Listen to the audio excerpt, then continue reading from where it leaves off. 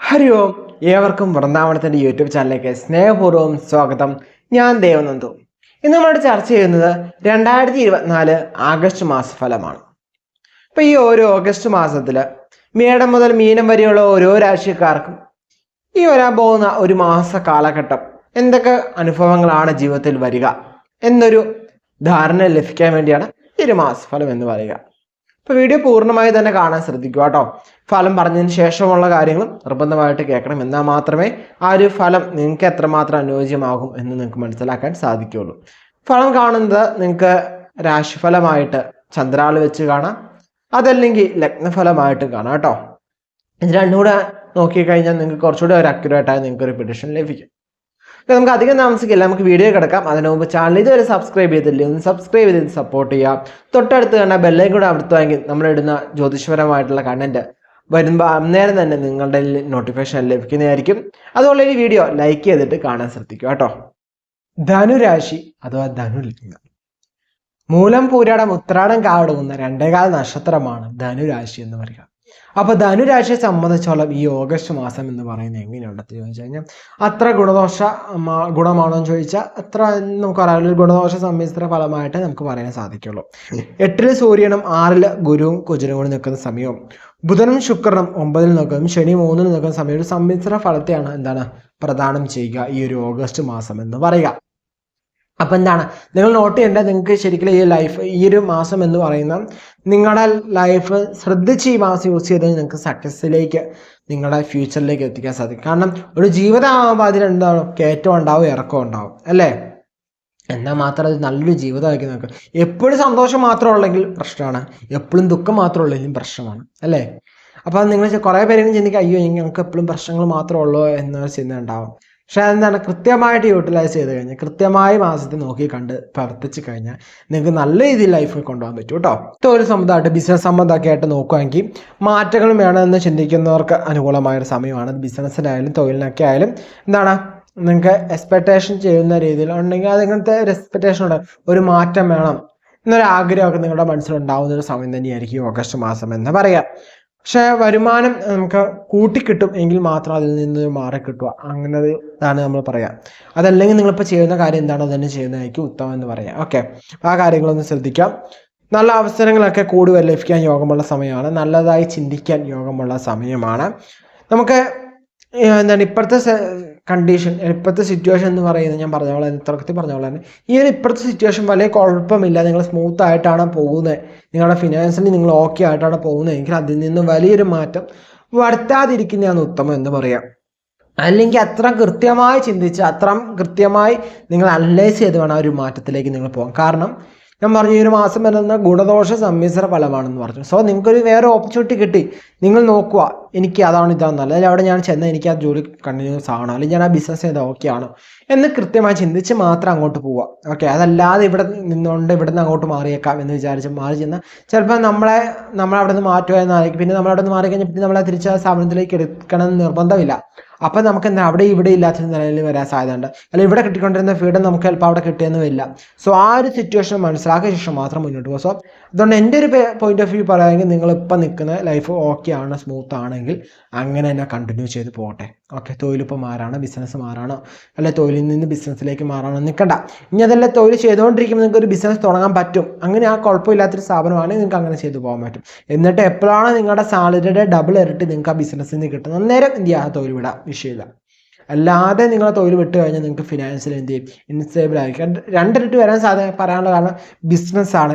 ഇന്ന് ജയിക്കാം നാളെ തോക്കാം.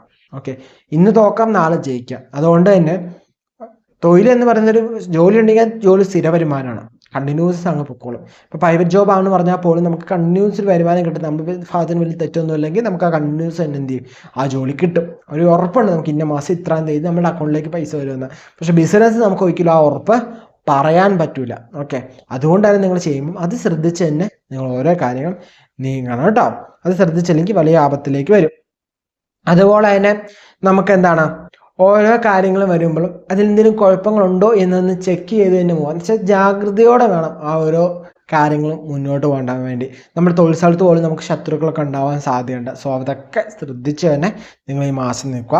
അതുപോലെ ഓവറായിട്ട് ഒരു എക്സ്പെക്റ്റേഷനും വേണ്ട. തുടക്കത്തിൽ പറഞ്ഞ നിങ്ങൾക്ക് എക്സ്പെക്റ്റേഷൻ ഉണ്ട്, ഇച്ചിരി നല്ല അവസരം കിട്ടിയാൽ അല്ലെങ്കിൽ മാറ്റങ്ങൾ ഉണ്ടാകാനുണ്ട് എന്നുള്ള ചിന്തകളൊക്കെ ഉണ്ടാവാം. അങ്ങനത്തെ എക്സ്പെക്റ്റേഷൻസ് ഒക്കെ ഉണ്ടാവും. എന്നിരുന്നാലും ഒത്തിരി ഓവർ എക്സ്പെക്റ്റേഷൻ നമുക്ക് നിരാശയെ കൊണ്ടുവരും. അതുപോലെ ജോലിയിൽ കുറച്ച് സ്ട്രെസ്സൊക്കെ കൂടാൻ സാധ്യതയുണ്ട്. വാക്ക് തർക്കങ്ങളൊക്കെ തൊഴിൽ സ്ഥലത്ത് ഉണ്ടാവാൻ സാധ്യതയുണ്ട്. ചിലവൊക്കെ വർദ്ധിക്കാനും സാധ്യതയുള്ള സമയമാണ് കേട്ടോ. അപ്പോൾ ഈ കാര്യങ്ങളും ശ്രദ്ധിക്കുക.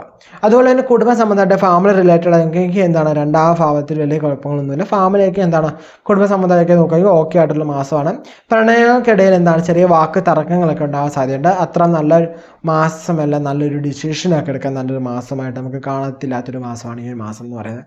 കുടുംബത്തിൽ വലിയ സുപ്രധാനമായിട്ടൊരു കാര്യത്തിൻ്റെ ഒരു ഡിസിഷൻ എടുക്കണം. അത് നിങ്ങൾക്കാണെങ്കിൽ നിങ്ങൾ വേറൊരു ആൾക്കാർ തീരുമാനം വിട്ടുകൊടുക്കുന്നതായിരിക്കും നല്ലതെന്ന് പറയുന്നത്. കാരണം നിങ്ങൾ ആ ഡിസിഷൻ എടുക്കുന്ന അത്ര കൃത്യം അല്ലെങ്കിൽ അത്ര നല്ല സമയമാണ് നമുക്ക് പറയാൻ സാധിക്കില്ല.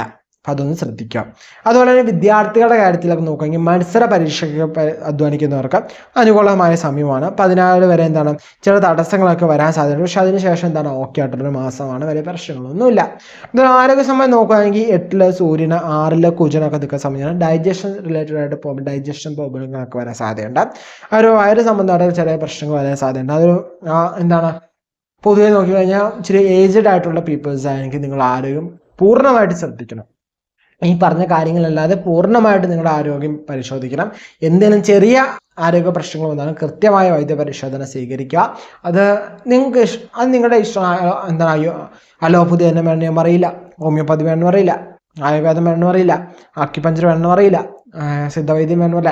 നിങ്ങൾക്ക് ഏതാണ് അനുയോജ്യം തോന്നുന്നത്, നിങ്ങൾക്ക് ഏതാണ് ഇഷ്ടം എന്ന് തോന്നുന്നത് അത് നിങ്ങൾ സ്വീകരിക്കാം. ആ വൈദ്യം നിങ്ങൾക്ക് സ്വീകരിക്കാം. ഓക്കെ, അത് സ്വീകരിച്ച് നിങ്ങൾ മുന്നോട്ട് പോകുക. കാരണം നമുക്ക് ഇഷ്ടമുള്ള ഒരു മെഡിസിൻ കഴിച്ചാൽ, നമുക്ക് ഇഷ്ടമില്ലാതെ എന്ത് കഴിച്ചാലും നമുക്കത് ശരിക്കും നമ്മുടെ ശരീരത്തിൽ നിന്ന് പറയുന്നൊരു ചീത്തയായിട്ടാണ് എൻ്റെ ഒരു പോയിന്റ് ഓഫ് വ്യൂ എന്ന് പറയുന്നത്.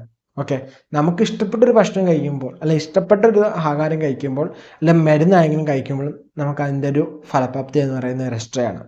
അതുപോലെ തന്നെ നമ്മൾ നോക്കുമ്പോൾ നമ്മുടെ വൈദ്യൻ നമ്മൾ പരിശോധിക്കുക. അപ്പം നമുക്ക് ഇഷ്ടമുള്ള വൈദ്യനാണ് അല്ലെങ്കിൽ നമുക്ക് വിശ്വാസമുള്ള വൈദ്യനാണെങ്കിൽ ആ വൈദ്യൻ ജസ്റ്റ് അല്ലെങ്കിൽ ഒരു ഡോക്ടർ ജസ്റ്റ് ഒരു ഗ്ലാസ് വെള്ളം തന്നാലും നമുക്ക് ആ രോഗം എന്ത് ചെയ്യും, പരിഹരിക്കും. അതല്ല നമുക്ക് ഇഷ്ടമില്ലാത്തൊരു വൈദ്യമാണ്, ഒരു രീതിയാണ്, ചികിത്സാ രീതിയാണ്, അല്ലെങ്കിൽ നമുക്ക് ഇഷ്ടമില്ലാത്തൊരു വൈദ്യനാണ്, അല്ലെങ്കിൽ ആ വൈദ്യനെ മറ്റൊരാൾക്ക് ചികിത്സിച്ചപ്പോൾ മോശം അനുഭവം ഉണ്ടായി.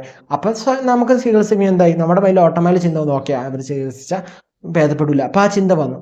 അപ്പം അങ്ങനെ വന്നാൽ എന്ത് ചെയ്യും, ആ ഒരു ഫലപ്രാപ്തി ലഭിച്ചൊന്നുമില്ല. സോ നിങ്ങൾക്ക് വിശ്വാസമുള്ള ഇതാണ് ആ വൈദ്യ പരിശോധന ചെയ്യുക, ആ മരുന്നുകൾ കഴിക്കുക. അതെന്തൊരു കാര്യത്തിൽ നമ്മുടെ വിശ്വാസമാണ് ഏറ്റവും പ്രധാനം എന്ന് പറയുക. ഓക്കെ, അതെന്തൊരു കാര്യം ഫലപ്രാപ്തിയിലേക്ക് എത്തണമെങ്കിൽ നമുക്ക് വിശ്വാസം ഉണ്ടായിരിക്കും. എന്നാൽ മാത്രമേ ഇത് പൂർണ്ണ ഫലത്തിലേക്ക് നമുക്ക് ലഭിക്കുകയുള്ളൂ. ഓക്കെ, അപ്പം ഇത്രയൊക്കെ കാര്യങ്ങൾ ശ്രദ്ധിച്ചു കഴിഞ്ഞാൽ നിങ്ങൾക്ക് ഓക്കെയാണ്. പിന്നെ സ്ത്രീകളുടെ കാര്യം പറയുകയാണെങ്കിൽ എന്താണ്, ചില ചിന്തകളൊക്കെ അറിയാത്ത നമ്മൾ പോലും ചിന്തിക്കാത്ത ചില കാര്യങ്ങൾ നമ്മുടെ മനസ്സിൽ ചിന്തിക്കും. ഓക്കെ, നമ്മൾ പോലും ചിന്തിക്കേണ്ടെന്ന് വിചാരിക്കും, പക്ഷെ ആ കാര്യങ്ങൾ നമ്മൾ അറിയാതെ ചിന്തിച്ചു പോകും. അങ്ങനത്തെ കുറച്ച് പ്രശ്നങ്ങളൊക്കെ വരാം. പിന്നെ എല്ലാ കാര്യത്തിലും കുറച്ച് സമാധാനമൊക്കെ വെക്കുന്നത് നല്ലതായിരിക്കും. ചുമ്മാ അമിതമായിട്ടുള്ള പ്രതീക്ഷകൾ വേണ്ട. അതുപോലെ തന്നെ പേഷ്യൻ്റ് കുറച്ച് വേണ്ട. നമുക്ക് നല്ലൊരു പേഷ്യൻസ് ആയിട്ട് തന്നെ ഈ ഒരു മാസത്തെ നോക്കിക്കാണുക. അപ്പം കുറച്ച് സ്മൂത്തായിട്ട് ഈ ലൈഫ് കൊണ്ടുപോകാൻ പറ്റട്ടെ ഈ ഓഗസ്റ്റ് മാസം എന്ന് പറയുക. അപ്പോൾ ഈ ഒരു വീഡിയോ നിങ്ങൾക്ക് മനസ്സിലായെന്ന് വിചാരിച്ചു അല്ലേ? നിങ്ങൾക്ക് മേടം മുതൽ മീനം വരെയുള്ള ഓരോ രാശിക്കാരുടെ ഫലങ്ങളാണ് നിങ്ങൾ കേട്ടുകൊണ്ടിരിക്കുക അല്ലേ? അപ്പോൾ ജീവിതത്തിൽ നമ്മൾ ഈ ഒരു ഫലം നമ്മുടെ അനുഭവത്തിൽ വരും. ഇപ്പോൾ പലരും നമ്മൾ പറയണ കേട്ടിട്ടുണ്ട്, അല്ലെങ്കിൽ പലരും മെസ്സേജ് അയക്കാറുണ്ട്, എനിക്ക് ഈ പറയുന്ന ഫലങ്ങൾ, നല്ല ഫലങ്ങളൊന്നും ലഭിക്കാറില്ല, എന്നാൽ മോശ ഫലങ്ങൾ കൃത്യമായിട്ട് കൃത്യസമയത്ത് കിട്ടും, ചിലപ്പോൾ അതിന് മുമ്പ് തന്നെ എനിക്ക് ലഭിച്ചു തുടങ്ങും എന്നൊക്കെ പറയാറുണ്ട്. നിങ്ങളത് ചിന്തിച്ചിട്ടുണ്ടാവും, അയ്യോ എനിക്ക് മാത്രം എന്താ നല്ല ഫലങ്ങളൊന്നും എൻ്റെ ജീവിതത്തിൽ അനുഭവിക്കാൻ പറ്റാത്തതെന്നല്ലേ? നമ്മൾ ഈ വീഡിയോയിൽ പറയുന്നതെന്ന് പറയുന്ന ഒരു പൊതുഫലം മാത്രമാണ് അല്ലേ? നമ്മൾ ഓരോരുത്തരുടെ ജാതകം പരിശോധിച്ചിട്ടോ ഓരോരുത്തരുടെ പ്രശ്നം ചിന്തിച്ചിട്ടൊന്നുമല്ല ഈ ഫലം പറയാം. ഇത് പൊതുവേ മേടൻ രാശിക്കാർക്ക് ഈ ആഗസ്റ്റ് മാസത്തിലെ ഗ്രഹനില പ്രകാരം എന്തൊക്കെയാണ് ഗോചര ഫലമാണ് നമ്മൾ പറയുന്നത് അല്ലേ? അപ്പോൾ ഈ ഗോചര ഫലത്തിൽ പൊതുവായിട്ടുള്ള ഫലങ്ങൾ മാത്രമാണ് പറയുക.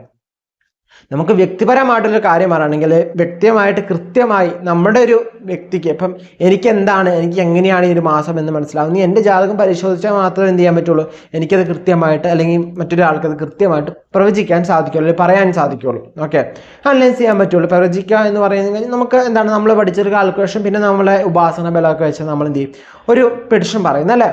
അപ്പം വ്യക്തിപരമായിട്ടുള്ള കാര്യം വേണമെങ്കിൽ നമ്മൾ ജാതക പരിശോധനയിലൂടെ മാത്രമേ അത് അറിയാൻ സാധിക്കുകയുള്ളൂ. അതല്ലാതെ ഒരു പൊതുവായിട്ടുള്ളൊരു പൊതുഫലം കേട്ട് കഴിഞ്ഞാൽ നമുക്ക് കൃത്യമായ ഒരു ഫലത്തിലേക്കൊന്നും ആയിരിക്കും ലഭിക്കുക. കാരണം ആ ഒരു ഗ്രഹനില പ്രകാരം ആ ഒരു മാസത്തെ ഗ്രഹനില പ്രകാരമാണ് ഈ ഫലം ഇടുന്നത്. അത് മാത്രമല്ല മറ്റൊരാൾ ചോദിക്കുന്നതാണ് ഞാൻ ചന്ദ്രാളാണോ നോക്കേണ്ടത് ലഗ്നാളാണോ നോക്കേണ്ടതെന്ന്. ചന്ദ്രാളൻ നോക്കുമ്പോൾ നമുക്ക് എന്താണ് മനസ്സ്, അതുപോലെ തന്നെ നമ്മുടെ മനസ്സ് എങ്ങനെയാണ്, അങ്ങനെയുള്ള റിലേറ്റഡ് ആയിട്ട് കാര്യം. ലഗ്നാൾ ചിന്തിക്കുമ്പോഴാണ് നമ്മുടെ വിധി റിലേറ്റഡ് ആയിട്ടുള്ള കാര്യങ്ങളിലേക്ക് പോകാൻ പറ്റുന്നത്. സോ ഒരു മാസഫലം ആയാലും എന്ത് ഫലമായാലും കേൾക്കുമ്പോൾ അല്ലെങ്കിൽ നോക്കുമ്പോൾ നിങ്ങൾ രണ്ടും നോക്കുക. നിങ്ങളിപ്പോൾ മേടരാശി ജനിച്ച ഒരാളാണ്, നിങ്ങളുടെ ലഗ്നം എന്ന് പറയുന്നത് മീനമാണെന്ന് വിചാരിക്കുക, അല്ലെങ്കിൽ കർക്കിടകമാണെന്ന് വിചാരിക്കുക. അപ്പോൾ ആ കർക്കിടക മാസത്തെ നിങ്ങളുടെ ഫലം ഒന്ന് എടുത്ത് കാണുക.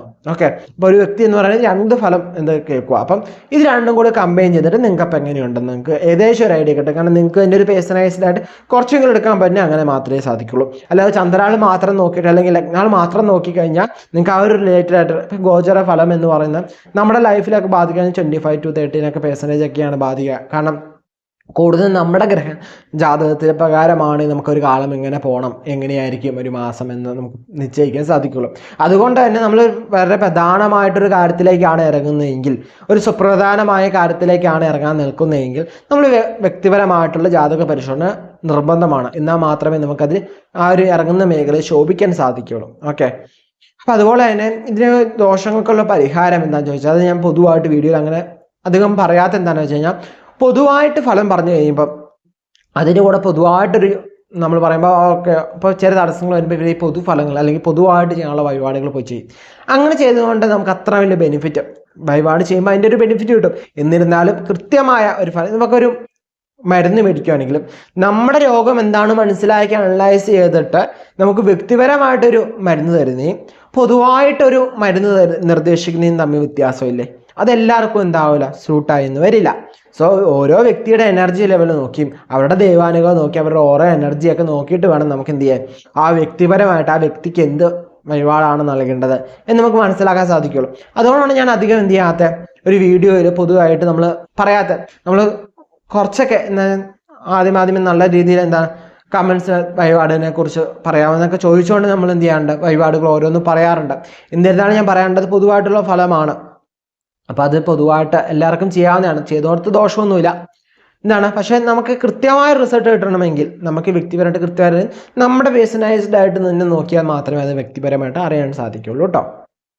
അത് എല്ലാവർക്കും തന്നെ അറിയാവുന്ന ഒരു വിഷയം തന്നെയാണെന്ന് വിചാരിക്കുന്നു. ഓക്കെ, അതുപോലെ തന്നെ നമ്മുടെ ക്ഷേത്രത്തിൽ നടക്കുന്ന വഴിപാടിലും പൂജയിലൊക്കെ നിങ്ങളുടെ പേരും നക്ഷത്രം ഉൾപ്പെടുത്താൻ വേണ്ടി പേരും നക്ഷത്രം താഴെ കമൻറ്റ് ചെയ്യുക. പേരും നക്ഷത്രം കമൻറ്റ് ചെയ്യണ മുമ്പായിട്ട് എന്ത് ചെയ്യുക, ചാനൽ ഒന്ന് സബ്സ്ക്രൈബ് ചെയ്തിട്ട് ഉറപ്പ് വരുത്തിയ ശേഷം മാത്രം എന്ത് ചെയ്യുക, പേരും നക്ഷത്രം കൊണ്ട് കമൻറ്റ് ചെയ്യുക കേട്ടോ. അപ്പോൾ നമ്മുടെ ക്ഷേത്രത്തിൽ നടക്കുന്ന പൂജയിലും വഴിപാടിലും നിങ്ങളുടെ പേരും നക്ഷത്രം ഉൾപ്പെടുത്തുന്നതായിരിക്കും കേട്ടോ. അപ്പം നമ്മൾ എന്ത് ചെയ്യുക, നമ്മുടെ ജീവിതത്തിൽ നമുക്ക് എന്തും തീരുമാനിക്കാൻ നമുക്ക് പറ്റൂ അല്ലേ. നമുക്ക് തീരുമാന ശക്തിയുള്ളവരാണ് മനുഷ്യരെന്ന് പറയുന്നത് അല്ലേ. നമുക്ക് തീരുമാനങ്ങൾ എടുക്കാൻ കഴിവുള്ളവരാണ്. എന്നാൽ എടുക്കുന്ന തീരുമാനം എത്രമാത്രം കൃത്യവും വ്യക്തമാകുന്നത് നിൽക്കുന്നത് നമ്മുടെ ഓരോ സാഹചര്യവും സമയവും അനുസരിച്ച് മാത്രമാണ്. ഇപ്പം നമ്മൾ നോക്കുകയാണ്, ഓരോ വ്യക്തി ജനിക്കുന്നതും പല സ്ഥലത്തും പല സാഹചര്യത്തിലും പല രീതിയിലും ജീവിച്ച് വളർന്നു വരുന്നവരാണ്. സോ ഇപ്പം നമ്മൾ പറയണം ഒരേ സ്ഥലത്ത് ഒരേ സമയത്ത് ജനിച്ചവരാണ്, എന്നിരുന്നാൽ പോലും അവരുടെ സ്വഭാവങ്ങൾ എന്ത് ചെയ്യാണ്ട് വ്യത്യാസം വരാണ്ട്. കാരണം എന്താ, ഇവർ രണ്ടുപേരും ജീവിച്ച് വളർന്നു വരുന്ന ഒരു സിറ്റുവേഷൻ എന്ന് പറയുന്നത് രണ്ട് രീതിയിലായിരിക്കും. സോ അങ്ങനെ നോക്കിക്കഴിഞ്ഞാൽ നമ്മൾ ഓരോ വ്യക്തികളും എന്ന് പറയുന്നത് എന്താണ്, വ്യത്യസ്തമായിരുന്നവരാണ് അല്ലേ. നമുക്ക് ഓരോരുത്തർക്കും വ്യത്യസ്തമായ കഴിവുകളുള്ളവരാണ്. ഇപ്പം എല്ലാവർക്കും എല്ലാ കഴിവുകളും ഉണ്ടാവുന്ന യാതൊരു നിർബന്ധവും ഇല്ല, ഇന്ന് അങ്ങനെ ഉണ്ടായിക്കൂടാ എന്നും യാതൊരു നിർബന്ധവും ഇല്ല അല്ലേ.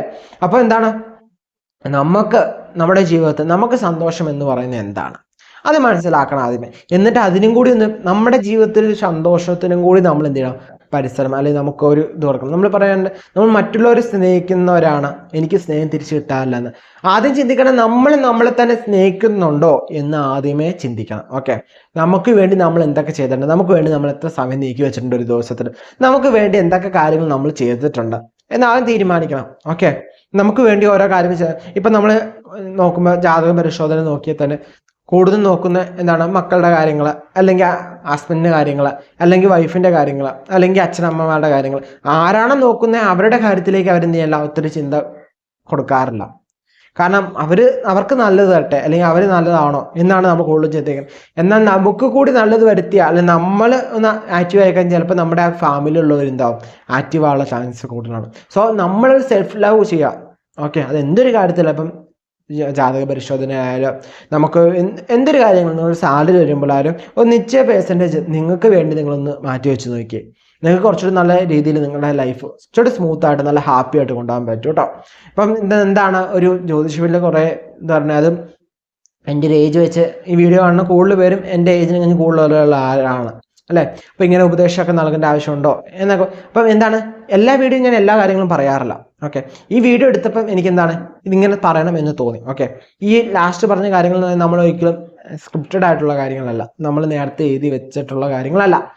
നമുക്ക് ആ വീഡിയോയിൽ ആ ഒരു ഫീലിൽ നമുക്ക് ആ എനർജിയില്ല. ചിലപ്പോൾ ഈ വീഡിയോ കാണുന്ന നിങ്ങളിലേക്ക് ഇത് ഇപ്പം എത്തേണ്ട മെസ്സേജാണ്.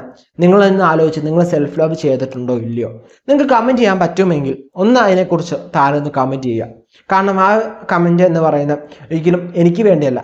ആ കമൻറ്റ് വായിക്കുന്ന വ്യൂവേഴ്സിന് അല്ല അടുത്ത കാണുന്ന വ്യൂവേഴ്സിന് അവരുടെ ലൈഫിൽ അവർക്ക് ആ സെൽഫ് ലവിൻ്റെ ഇമ്പോർട്ടൻസ് മനസ്സിലാവും. നിങ്ങൾ സെൽഫ് ലവ് ചെയ്യാൻ തുടങ്ങിയത് എപ്പോഴാണ്, അല്ലെങ്കിൽ ഇപ്പം തൊട്ട് ചെയ്തിട്ടില്ലെങ്കിൽ ഇപ്പം തൊട്ട് ചെയ്യുക. എന്നിട്ട് അടുത്ത മാസഫലം വരുന്നുണ്ടല്ലോ, ആ ഒരു മാസഫലത്തിൻ്റെ വീഡിയോയുടെ താഴെ നിങ്ങൾ കമൻറ്റ് ചെയ്യുക. ആ ഒരു മാസം ഈ ഒരു വീഡിയോ വരുന്ന അടുത്ത വീഡിയോ ഒരു മാസത്തെ വരുമല്ലോ.